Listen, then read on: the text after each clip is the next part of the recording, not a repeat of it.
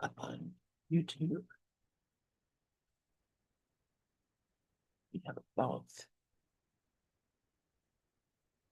So yeah, listen. This is from text chapter 21, The Forgotten Song. Listen, perhaps you catch a hint of an ancient state, not quite forgotten, dim perhaps, and yet not altogether unfamiliar, like a song whose name is long forgotten, and the circumstances in which you heard completely unremembered. Not the whole song has stayed with you, but just a little wisp of melody, attached not to a person or place or anything particular, but you remember from just this little part. How lovely was the song! How wonderful the setting where you heard it, and how you loved those who were there and listened with you. Every time I hear that, I'm just so inspired by this beautiful melody, this song, this forgotten song that we've uh, longed for all these years. And yet it's always been here. It's never been gone. We've never missed it. It's never gone anywhere. It's always been here, right here with me. My whole life, I've heard that song. And whether I heard it in my mind or I heard it like that song we just listened to, it's been playing in the background from the very beginning. So thank you, thank you, thank you for joining with me and being with me here tonight. I'm feeling particularly inspired. So anyway, we're here reading The Annihilated Self. And as usual, we pick two readers. We asked for two people, one to read the reading of love and the other to read the reading of the self. And It looks like we have friend in here too. oh, who is Fran? Welcome, Fran. Yeah, it says it looks like friend comes in a couple of pages later. Oh, Fran. Oh, in here. Okay. I thought you were saying Yeah. somebody in the room was Fran. Like, okay, welcome, welcome. Okay, so let's get to the right share. I had the wrong thing open. So thank you, Dan. I love it. I love it. Hey, we're having a birthday coming up this weekend, or this week. So many wonderful people have had their birthdays this month. It just amazes me. And I always feel so blessed to be a part of that. And I'm blessed as a son of God is the lesson, which just blows me away. How do we have a blessing for a lesson? A blessing, I call it blessing. So who would like to read? Okay, thank you, Nan. So soul, love, and friend coming up. Who would like to be soul? So you're up first, whoever it is. I see no hands up. So, I could do it. okay, so Nan will be soul. Who's going to be love? I can take the love. You can take the love. You can have the love. All right. So Rafi will be the love, and I guess I'll be the friend. Uh, I think that would be fun this time. So here we are in chapter 8, shadow boxing, and soul and love are our beginning. So please go ahead, soul. Thank you, love. I won't continue asking what will happen next. I no longer fear what I will become. Let it be nothing. Let it be you. Yes, my dear soul, and let it be you as well. In your nothingness, grace will rise like the ocean tide. You will not know how or why this happens, only that it does. You may hear so-called learned people explain how the tides are ruled by the moon or other heavenly bodies, but still, only one will fill your mind: the call to love all, for all is love. I can see how this brings me closer to others than ever before. Or maybe it's better to say that I feel this closeness, not that I see it. How can I possibly see what is invisible to my eyes and to my mind? And how can the love you describe see what has never been real? This reminds me of the struggle I felt as a young boy, learning to fight my own shadow. I remember my father buying me a pair of boxing gloves because he thought it was time for me to learn how to defend myself.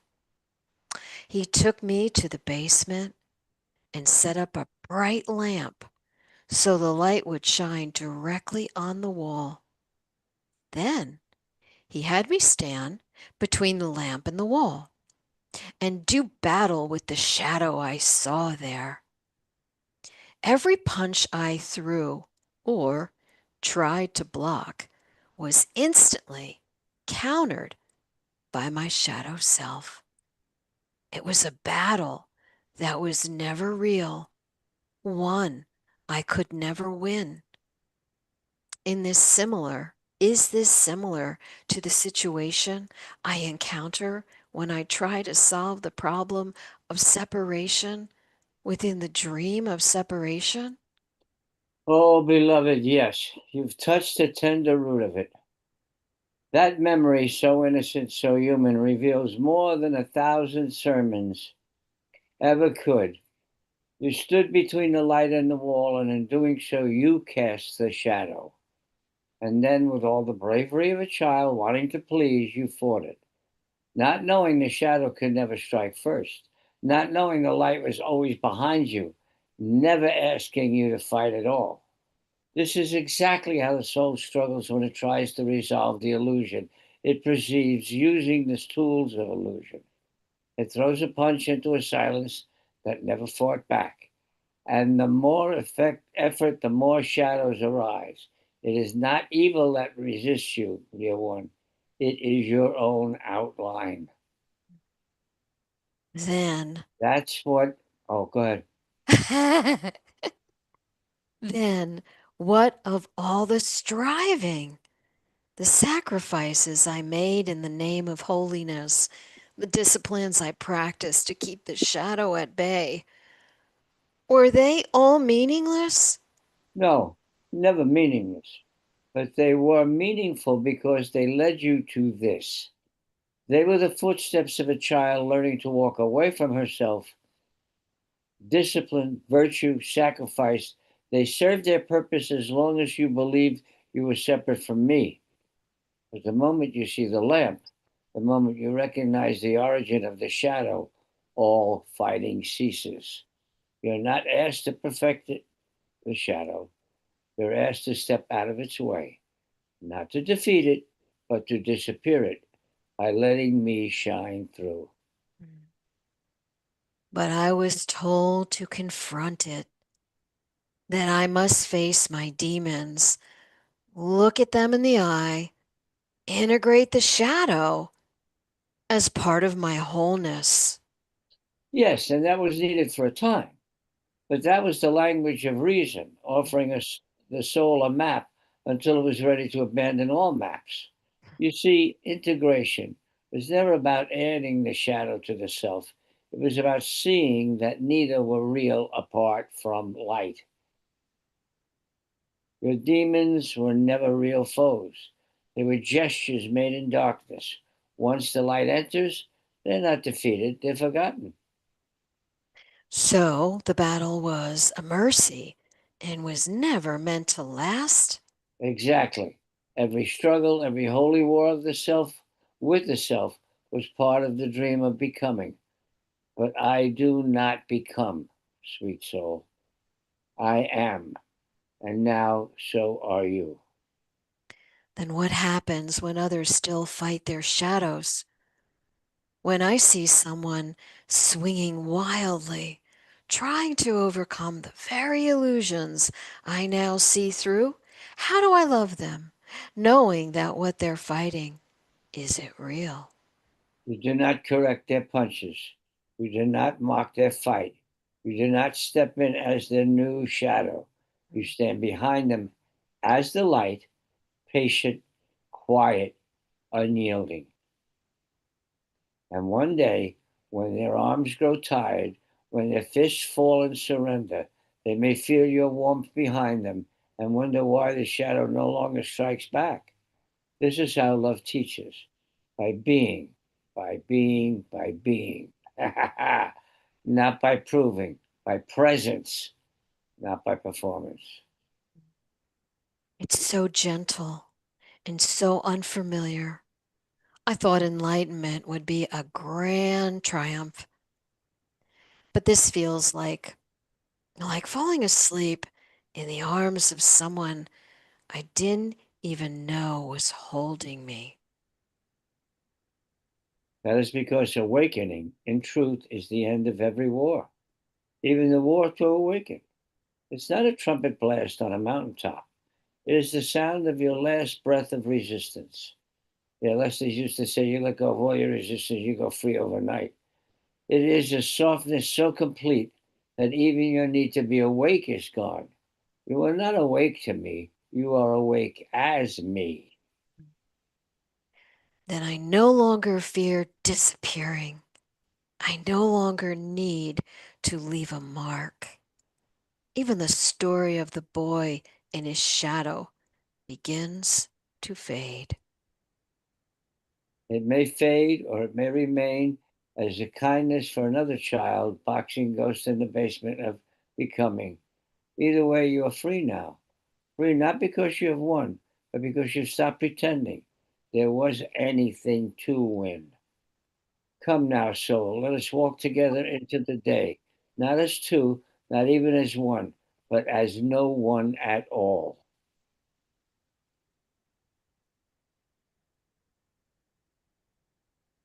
You want me to read that? And then the soul closed his eyes and felt a I'll dream. read that. Okay, go ahead.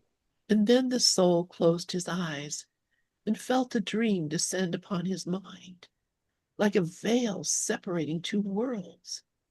A scene appeared, soft and transparent, of the soul sitting at a kitchen table as sunlight spills across a worn wooden floor. A friend enters, shoulders heavy, eyes tired. This one, still tangled in shadow, speaks. Friend, I don't know how much longer I can keep this up. Every day it's the same. I wake with this ache in my chest, like something's wrong with me and I can't even name it. I try to pray, but I'm just talking to myself. I try to be better, but I keep failing. It feels like I'm fighting something I can't even see, and I'm so tired. Yes, you are tired because you've been very brave, brave enough to fight what was never fighting you. And now you are nearly ready to stop. Stop. Stop what? I'm just barely holding things together. If I stop, everything will fall apart. No, dear one, if you stop, everything that's not real will fall apart. And what remains will not need holding. It will hold you. Let me tell you something. When I was a child, my father taught me to box by having me fight my own shadow. I didn't know that back then. It felt real enough, but no matter how hard I struck, the shadow hit back just as fast. And when I blocked, it blocked. I didn't know that I had placed myself between the light and the wall. I didn't know that I was casting the very thing I feared. You're saying I'm fighting myself? You are fighting what you think you are. You believe this ache must be fixed, that the shadow must be healed, that the one who is hurting must become worthy. But none of that is necessary. The light behind you is already shining. And when you turn around, when you stop trying to win, you'll see there was never anything to win. But if I stop fighting, won't I just collapse? Won't I disappear? Yes, you will collapse into grace. You will disappear into truth. And you will not miss yourself when you're gone. You'll still do the dishes, still hold your children, still answer emails and laugh at jokes, but something will have fallen away. The one who was pretending to be needed. And you? What happened to your ache? It dissolved when I stopped defending myself. It was never a wound. It was the pressure of the light trying to break through. Now I walk with nothing. I live with nothing. And yet I have never loved more purely than I do now. I don't know how to do that. You don't have to. You don't need a method. You just need to stop refusing what's already happening. Let the ache ache. Let the fear rise. Let it all unfold without trying to bind it. And when the last thread of resistance breaks, you will not find nothing. You will find me right where I've always been. You don't sound like you're speaking from yourself anymore. I'm not. All right. Thank you, readers, dear friends. Oh, how beautiful this is. Let us stop now a minute and have some discussion. I see Brooklyn has her hand up.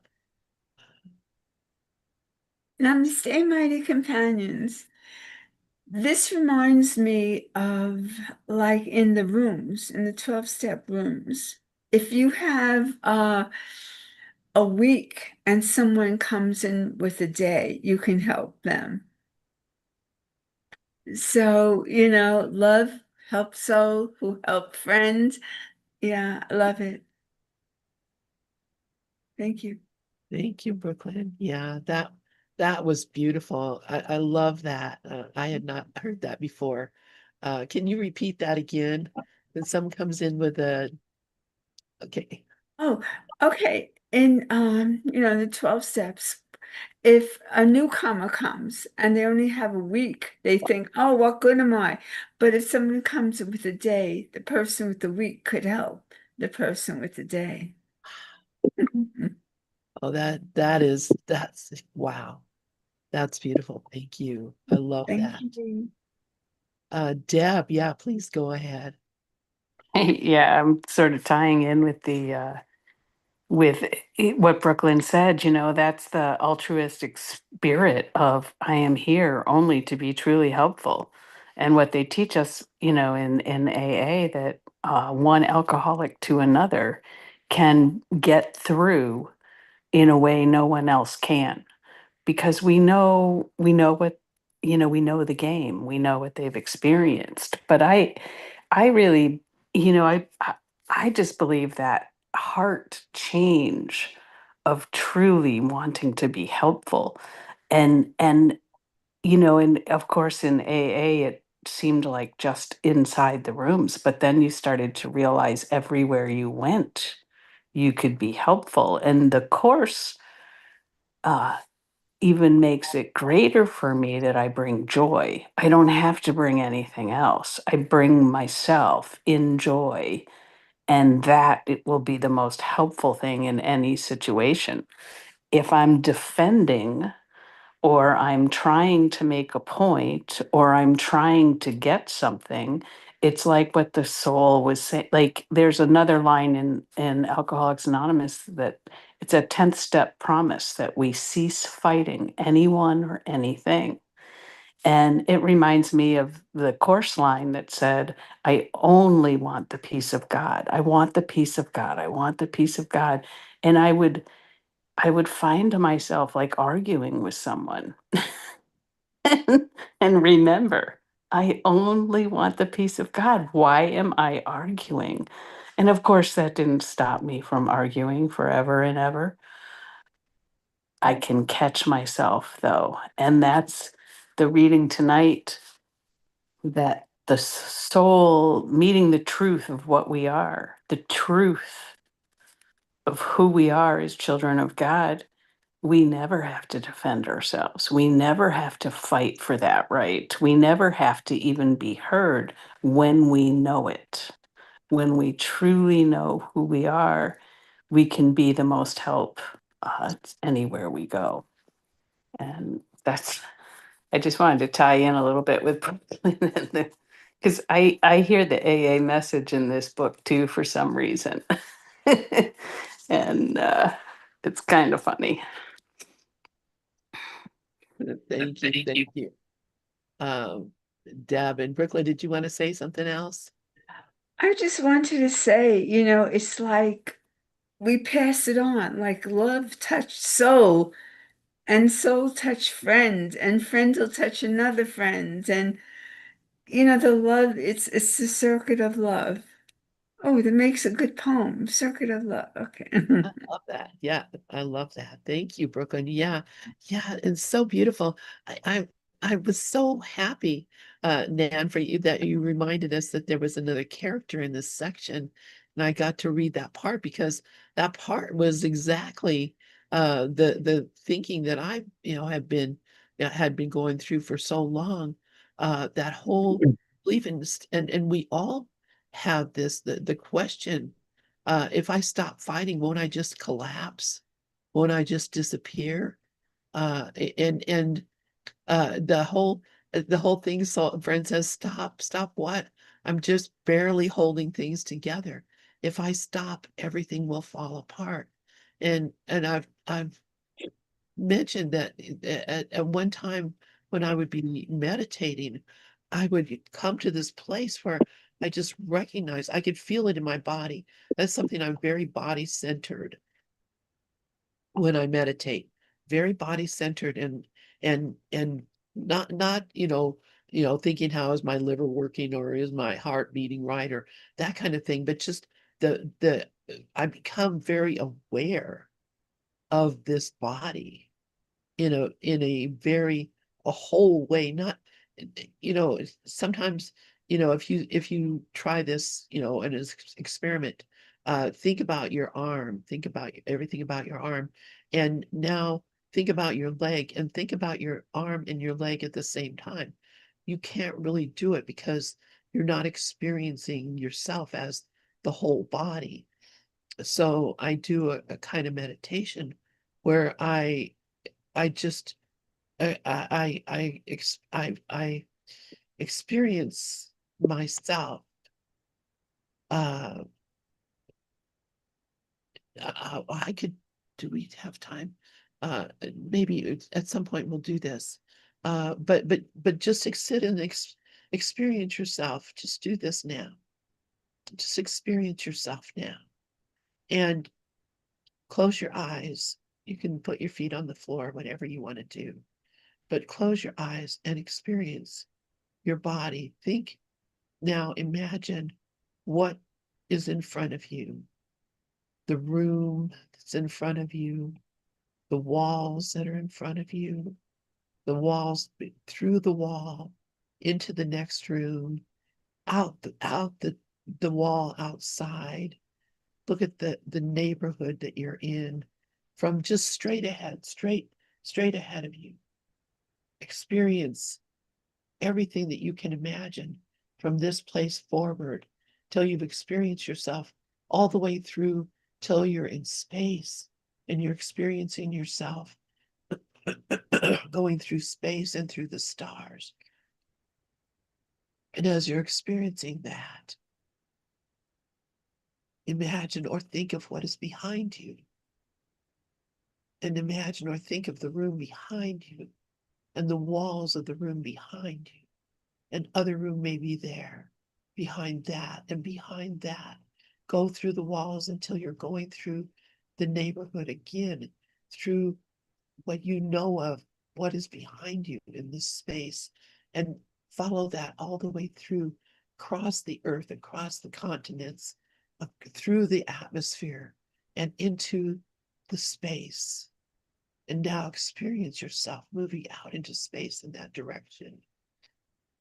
And now experience to the right of you. Think of all the things that are in the room to the right of you. Go through the wall, through the next room and the next, and into the outside and across, for me, across the mountains, across the continent, across to California and on through the space into outer space. And imagine yourself through that. And now, to the left, look at the room to the left of you. Go through the wall, into the next room, into the outdoors, into the neighborhood, across the continent, across the country, across the world, until you're moving out into space as far as you can imagine. Now, think of what is above you. Experience yourself going through the ceiling, through the roof, through the upstairs, if there's an upstairs, through the house, and up above you as high as you can think, through the stratosphere, through the atmosphere, into space as far as you can go. And now experience what's below you. Go through the floor, through the basement, through the earth, going through the earth all the way through all the layers, the magma, the core, all the way through the earth into the continent that's on the opposite side of the earth where you are. And through that continent, then up through the sky and through the atmosphere and out into space. This is where you are. Feel yourself in this space, a single point, surrounded by everything. Now, feel yourself in your body. Feel your neck, your head, your arms, your legs, your chest, your beating organs and your internal organs, your butt, your legs, your knees, your feet. And now feel inside of you. Feel your brain, your neck, your throat. Breathe. Feel that breath going in now. Feel your heart beating, pumping blood throughout the body, pumping blood through the lungs, picking up the oxygen you just breathed, moving that oxygen through your body, through your limbs, through your feet, through your legs, through your toes, through your arms and your hands, your neck and your shoulders, through your brain. Feel this is where you are. And in this place, you are whole, the wholeness of all.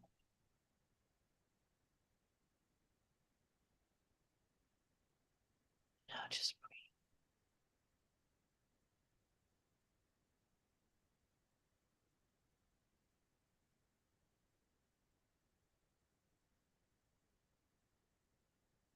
And experiencing all that. Now you can ask the question, am I holding all of this together by some force and power, mental, spiritual? How am I holding this together? And the question that the friend asks in the reading that we just did, that very question of, I think I can't. I think it's all going to just shatter and fly out into everywhere. And what would happen if you just let go and do not hold on to any part of it? Just fly out into that place where we are.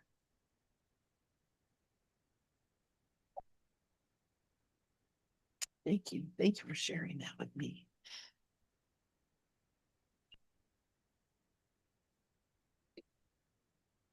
You're big.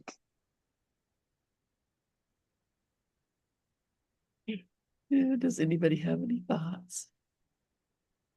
Do you have that feeling? Have you felt that?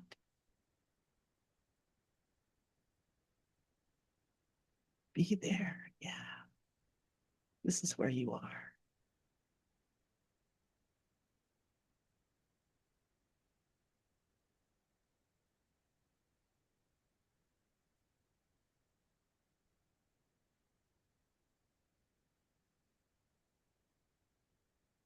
Oh man, what is this? Oh, let me open this.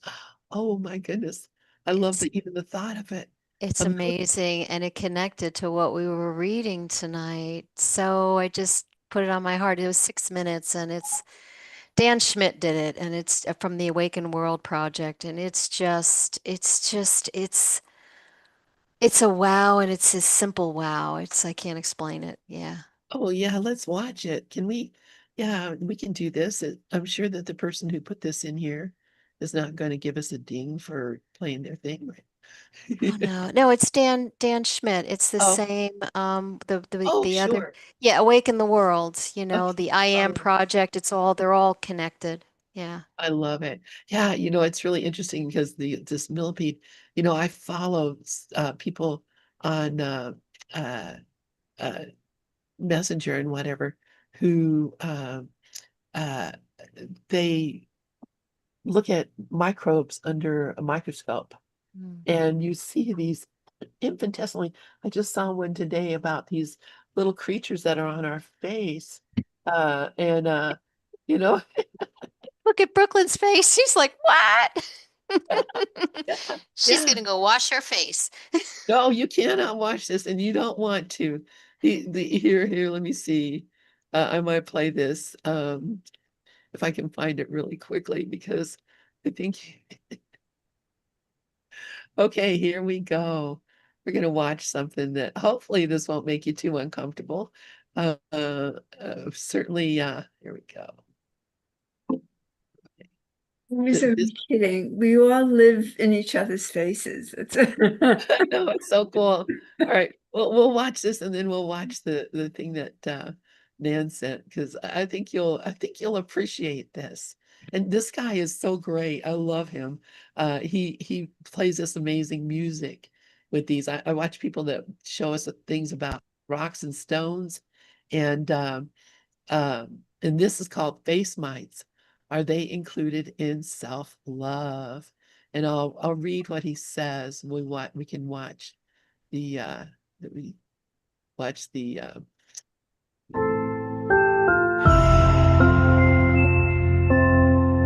all right, are you hearing the music? Yes. Okay, good.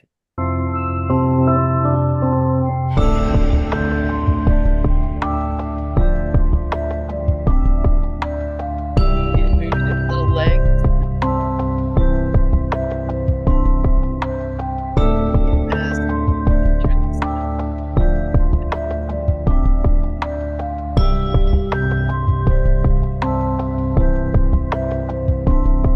Read it.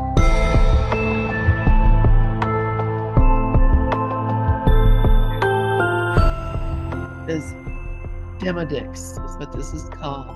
Demodex, a face mite. He says, this chubby thing with 8 legs and a beaver tail is a Demodex, aka a face mite. It took me years to accept them as a natural part of me. I don't mind knowing that my face I don't mind knowing that my face harbors these little chub-chubs. Every adult has them living in their facial pores. They're also found around the areolae, and it's suggested that one of the first ways babies acquire them is from their mother during breastfeeding. Most of the time, Demodex lie face down inside hair follicles, with the tip of that beaver tail almost poking out of the pore, feeding on the oils released by our facial glands. But when they want to mate, they crawl out, wander around, and bump uglies with other Demodex right on my face. I guess I'm happy to know that at least someone's having fun as I sleep. They're harmless most of the time. However, under certain conditions, their numbers can increase significantly, which can lead to skin problems. He says, I choose to think of them as part of me, something I just have to accept and make peace with, like how embarrassingly high my voice goes when I talk to non-human entities, or the days I look like a git struggling to find words because my brain won't stop thinking in pictures, or that one single eyebrow hair, no matter how many times I pluck it, comes back 3 times longer than the rest. And so this is James. He's such a sweetie. But this is Jam's germs. And that is on your face, folks. Do not be disturbed. I think next time I do that meditation, I'm going to talk about or think about these little creatures that are living on me. Because all these little creatures are living in us, on us.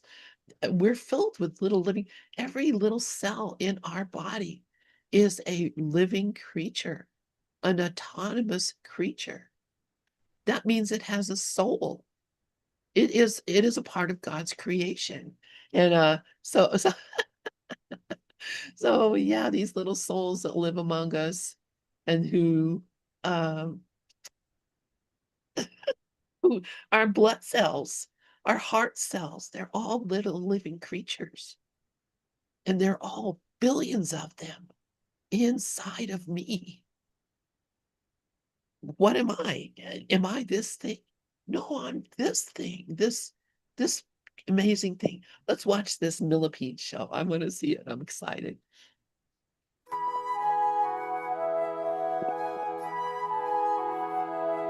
Once upon a mossy morning, in a forest that smelled like rain and mushrooms and old secrets, a toad sat on a warm stone beside the path. The path was busy that day. Ants marched. Beetles bumped politely into one another. Excuse me. A sleepy snail waved very slowly at nobody in particular. And then came the millipede. He moved like a slow, silky wave gliding along the earth, leg after leg after leg, tick, tick, tick, tick, all flowing together like one long idea that never needed to think itself. The toad watched with big round eyes. He tilted his head. He scratched behind one ear. He leaned closer. Finally, the toad asked the question that had been bubbling in his bumpy little brain all morning. Excuse me, how do you move all your legs? The millipede stopped. Not because he meant to, not because he was tired. He stopped because the question landed inside him like a pebble dropped into still water. How do I move my legs? He wondered. He looked down. So many legs. Front legs, middle legs, back legs, left legs, right legs. Legs doing tiny things he had never paid attention to before.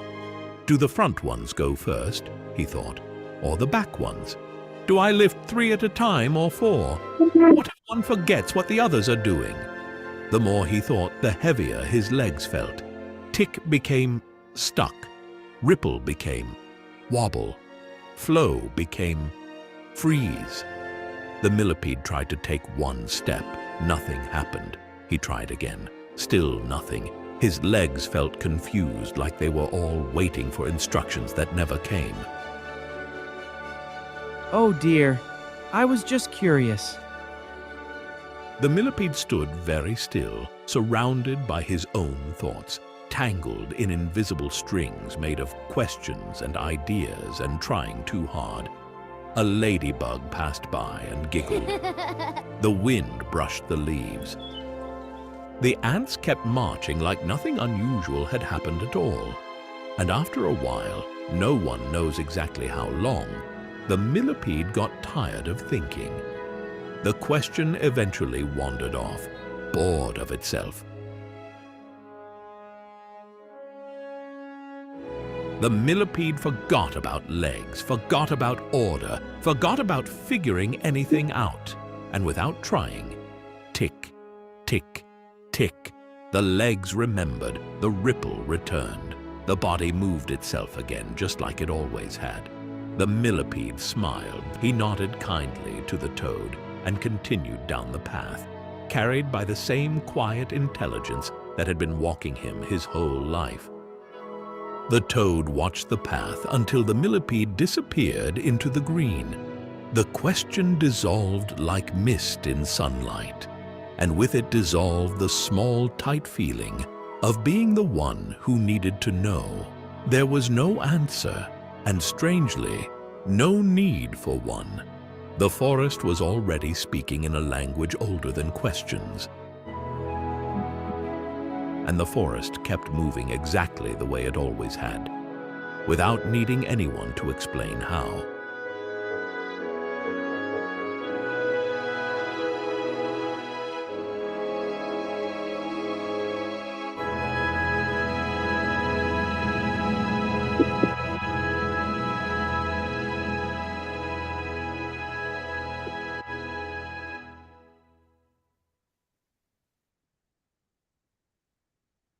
You notice those little ants are like millipedes if they were closer together.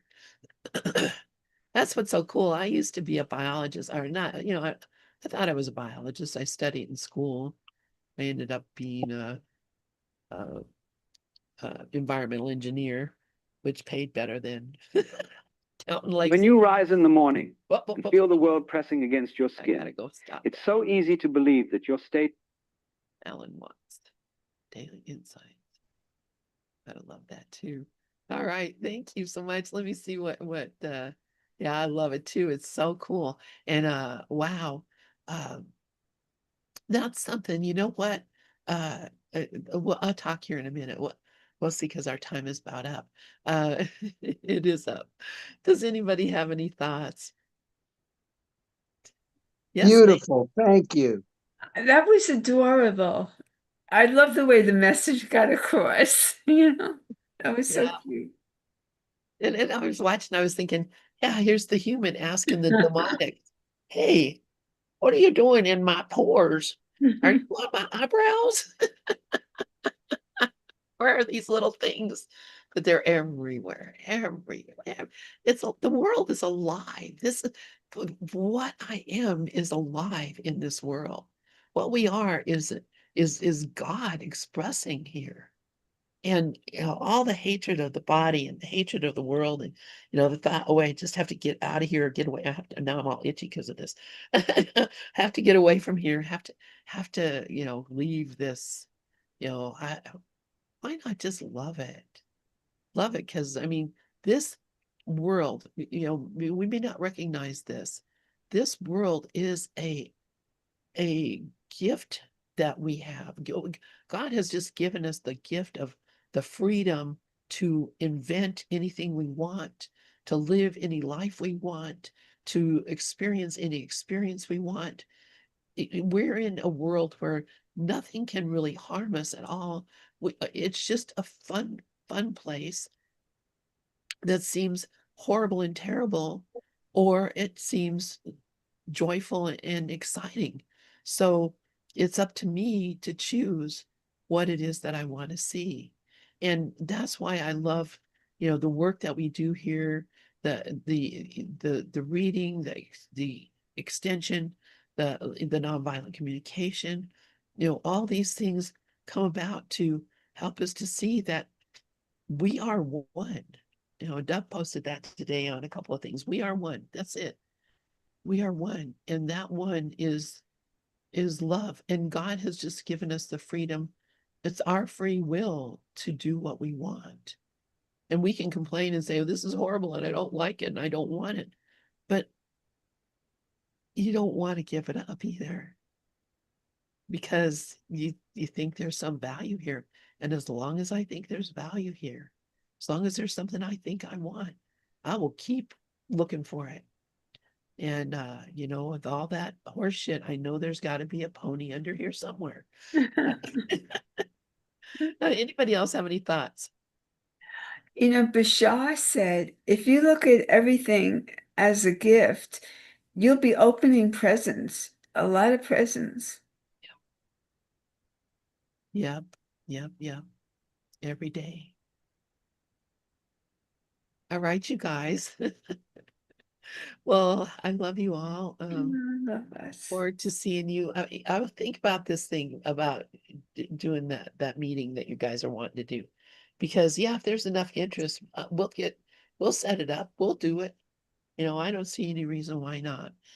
At first I go, my family and my free time, and what am I going to do? But that's well, we're open too. so we'll figure it out. We'll do it. All right, you guys. I love you all. Love Let us. it be. Let it be. Let it be. Let it be. Thank you, everyone. Blessings on your head. Absolutely. Big And a hug. happy early birthday if I don't see you. Oh yeah, for sure. You February too. 9th. Happy birthday. Yeah, happy birthday to you too. I'm not And, saying it to the knife. You gotta wait. Rico. yeah, that's fine and good. Oh, and for those wondering, yes, my sister had her heart. She had a bypass, and Oh. they fixed a hole. She had a hole in her heart they didn't know Mhm. about. They fixed that and replaced her valve, and she's doing well. And she said that before, or her son called me before she went into surgery, she was so calm. She said, I just feel so good. I feel so calm, which, I mean, that was really, the fear was what I was, concerned with her. But she didn't experience the fear. She went in and had it all done.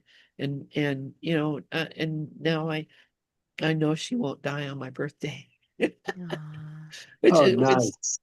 as I've had one sister died on my birthday, and one sister died 2 days before my birthday, and her funeral was on my birthday. So Wow. I don't, Well, Helen Schuckman passed on our birthday, February 9th. yes, Yeah.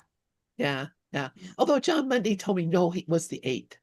I don't know if he told me, no, it was the 8th because he didn't want me to feel bad. But Oh, I everything thought it I've was the 9th because it I is think it's written in the absence from Felicity definitely says the 9th. Ken said, yeah, the yeah. 9th. Well, I Yeah. don't feel bad about that. I think it's a blessing. No, yeah, Yeah. definitely. I never took it that way. Yeah. Well, I think Sure. it's a blessing. So Well, all right. like I told my best friend when after he left his body, if you ever need a body to use, I'm available. Oh, no. I love it. It's a All good right, thing you you didn't tell guys. him that while he was alive. No, well, Maybe he did. You don't I want to just go got there, that. Rico. We don't want to go there. Jeez. I love us so much. I love us too. I love you guys. All right. See you all in Love the you, morning. Brooklyn. Good Good to see night. you, Bob. Blessings. Robert, Dove, Nan, Steve-O, Michelle. I miss anybody? Oh, Lynn. You How said can I Lynn, miss I heard it. Love you guys.